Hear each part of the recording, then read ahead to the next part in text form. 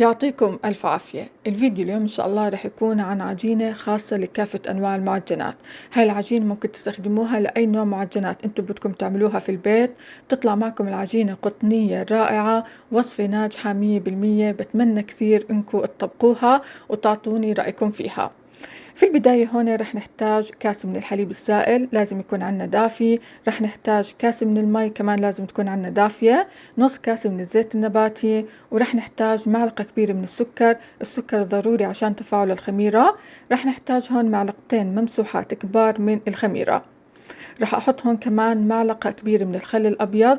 الخل الأبيض هون بيعطي هشاشة للعجين. وهون رح أحط من الطحين كاستين.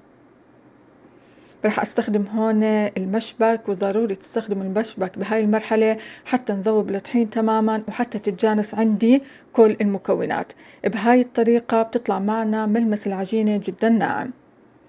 بغطي الصحن، بترك الخميرة من 5 دقائق ل10 دقائق حتى تفور، ولازم نتأكد عنا إنه الخميرة فارت قبل ما ننزل بقية الطحين حتى نضمن نجاح العجينة معنا. كيف بنعرف إنه الخميرة فارت؟ بتظهر الفقاعات بالخليط بهذا الشكل.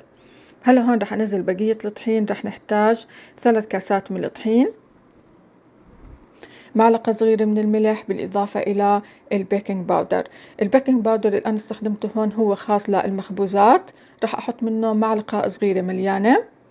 بداية العجن عنا هون على شكل دائرة. منحرك الطحين مع الخليط.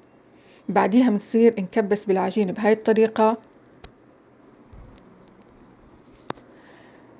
وبعدين هون بنفرد العجينة بهذا الشكل ومنلم الأطراف. في حال مش متوفر عندكم البيكنج باودر تبع المخبوزات، أكيد ممكن تستخدموا تبع الحلويات. الخل الأبيض هو بديل لحبة البيض. في حال ما عندكم خل أبيض ممكن تستبدلوه بحبة من البيض. آخر إشي هون بدهن إيدي بكمية بسيطة من الزيت النباتي، وبلم العجينة كمان بهاي الطريقة. بيطلع عنا ملمس العجين ناعم. بحطها بصحن نظيف وبغطيها، ولازم تغطوا وجه العجين حتى ما ينشف معكم. وبتركها ترتاح ساعة، أقل شي لازم نتركها ترتاح ساعة. هيك عندي العجينة بعد ما تركتها ترتاح ساعة. عجينة قطنية ناعمة. العجينة القطنية لأن هون استخدمنا نوعين من التخمير، اللي هي الخميرة الفورية والبيكنج باودر، وكمان لأنه استخدمنا الحليب والخل الأبيض.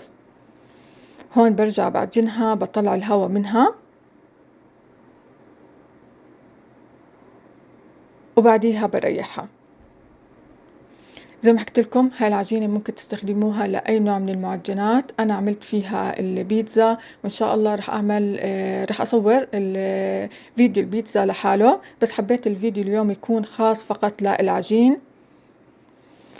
قبل ما تقطعوها لازم تريحوها 5 دقائق. بعدين ما تقطعوها كمان بتريحوها 5 دقائق وبتشتغلوا فيها. وهاي وصفتنا لليوم. بتمنى اني قدرت افيدكم. جربوا العجينة واحكوا لي عن رأيكم فيها، واكتبوا لي تحت في الكومنتات. ويعطيكم الف عافية، وشكرا جزيلا لحسن المتابعة.